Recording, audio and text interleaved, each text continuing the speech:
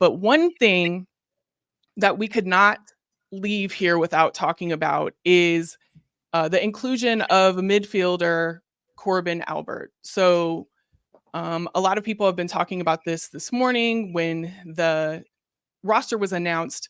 But in the past, Korbin has appeared to have homophobic and transphobic tweets and conversations, I guess. And also, there was times when it was looked to see that Korbin had been making light of Megan Rapinoe's Achilles injury. And, later Korbin did apologize and say, that it was going to be, I think the team said that it was going to be dealt with internally. But, many people are saying that because of these things, that this player should not be included in the roster. What do you think about that? And what does it say, Jenny, about the accountability that, the league is having for these types of things occurring? Well, league-wise, she doesn't play in the NWSL, so it's a little bit less in our hands. She plays for PSG. Yeah. I'm gonna go ahead and let Sandra answer first because I think I have a different take than most people on this. But go ahead, Sandra. Oh, setting it up. I'm ready to hear it when you got it, Jenny. But look, I first want to just say, like, I appreciate and respect you bringing this on. We need to talk now, Alicia, because it could be uncomfortable, for people to chat about when it comes to, race, homophobia, other LGBTQ issues, other social issues. Folks want to, for some reason, shy away from that when it comes to talking about sports, as if players themselves don't identify in certain ways as athletes, right? So I appreciate you even like wanting to touch on it before you go, because, and rightfully so, because a lot of people are reacting to it. It's not something that is just has come out of nowhere. This has been something that's been ongoing, and I think it was interesting to hear the way Emma Hayes even kind of addressed a question in it in the press conference as a situation that had occurred before she even arrived to the team. So, meaning Korbin Albert's questionable social media activity, which, let's call it what it was. She reposted and shared anti-LGBTQ things, sent content and sentiment across her own personal accounts. That's what happened. That's what she did. That is the thing that she apologized for. And because that came to light based on pressure from former players, current players, a legend in Megan Rapinoe, she only then apologized.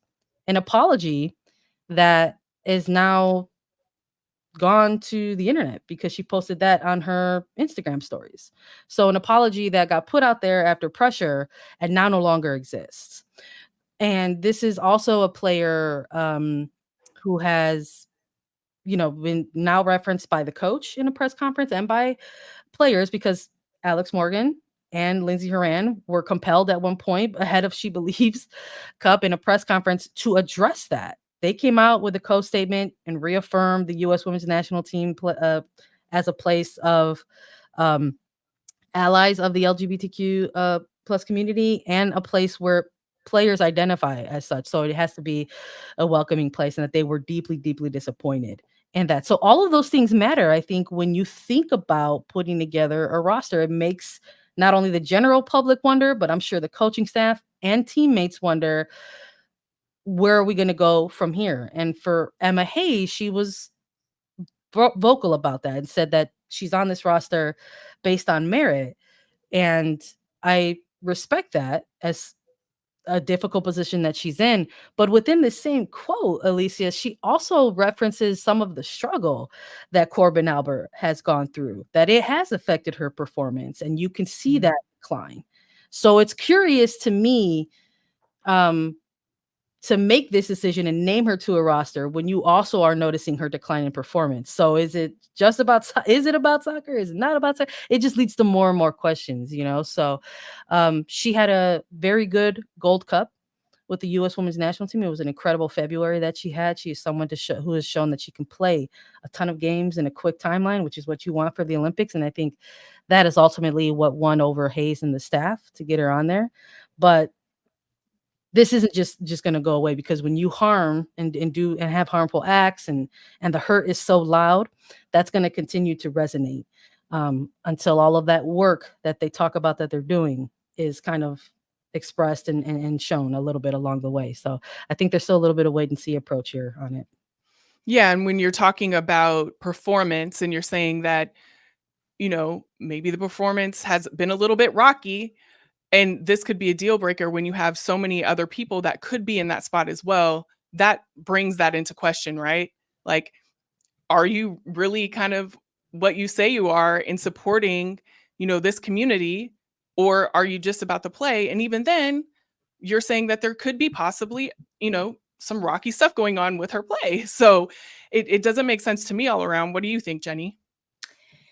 I think this is interesting because we've talked about it a ton. And, Yeah. especially behind the scenes on Attacking Third, I think that I have had the conversation with many people outside of work as well. And I always come to butt heads with people on this because it is kind of drastic, right? So this is purely my opinion, but we are at a point when we are meeting like intolerance with intolerance. And the fact that Korbin Albert was very intolerant towards a subset of people was never okay. And we were all very upset when it happened. But what can our response be? It can either be to also be intolerant towards her and say, you know what, because you don't share, understanding, you are now forever out, and we will not embrace you and try to teach you and learn with you. And um, for me, that doesn't seem like the right answer, just because then we are just consistently spreading ourselves further and further apart. I think at some point we have to come and say, you know what? We don't agree with how you view this, and let's explain why. And you know what? It shouldn't be on, certain people to explain that, but that's where we're at right now. Either you continue to just be intolerant, and say, you know what, this kind of person is not what we want on the national team, so we will never talk to you. And then you alienate a whole group of people, which has alienated another group of people, and then you're just continually just saying no. And I just feel like at some point someone has to give, and I think that giving with, hey, let's go ahead and understand that this is a young woman who maybe was raised with certain ideals, who didn't know, and now we can welcome her into a community that informs her, and maybe she can then go back to her home and educate as well. You know what? This may sound extreme and otherworldly, but that is the only way that I see potential growth, as opposed to just continuing to spread us further and further apart. Mind you, I am not someone that she aimed her hate towards. So me speaking on it may be completely incorrect, and people could be like, Jenny, you have no idea what you're talking about. But just the acknowledgement of when I, as a minority, have been met with, someone not accepting who I am, if I just continue to, fight with that, it doesn't really bridge any gaps. So I don't know. That's my feeling. But Sandra, correct me if I'm wrong. Like, I'm just trying to make it work and trying to make things move forward in growth. I think it's a look, it's your perspective, Jenny. It's yours. It belongs to you. So it's a fair one. And like you and I, we go back a ways, and I'm always going to be open to whatever, to receive whatever you have to receive. And I think the biggest thing that I respect out of everything that you just said is the fact that you recognize and understand that you were not part of the community that maybe received some of that hurt and that harm from the activity, so a Corbin Albert's social media activity. And I think that is maybe like a key difference, I think, right now, between you and maybe someone in her position she's 20 years old. You're 100% correct. Like, there's of course room to grow. So I think sharing your kind of glass half full perspective, I do hope that this work that the team says is internal right now is actually taking place.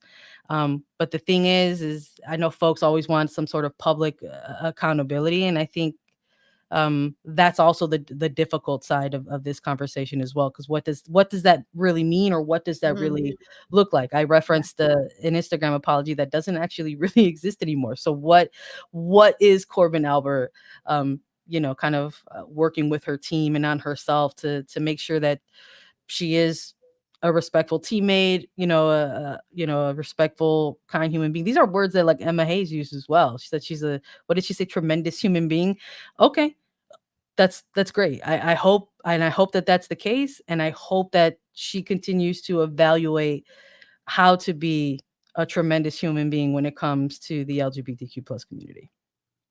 Yeah, I could not agree more. Obviously there's so many sides to this and there's so many feelings in and around it, which there should be.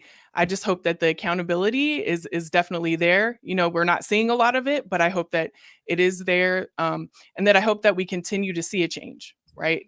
That's the only way in this case that we would be able to kind of measure that because we haven't had a lot besides the apology that went away in stories. So, but definitely so many things to talk about with this roster. We're already having really amazing conversations in and around it. And if this is just the start, I just can't wait to see what actually happens when we start playing these matches.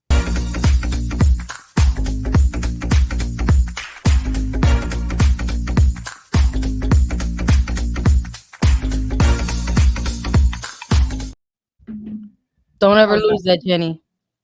I love you. We need more people who are For real. sincere and kind-hearted. Don't ever lose that. Yeah, but I know that was hard to do. We have to, I don't know, man, because truly, I keep thinking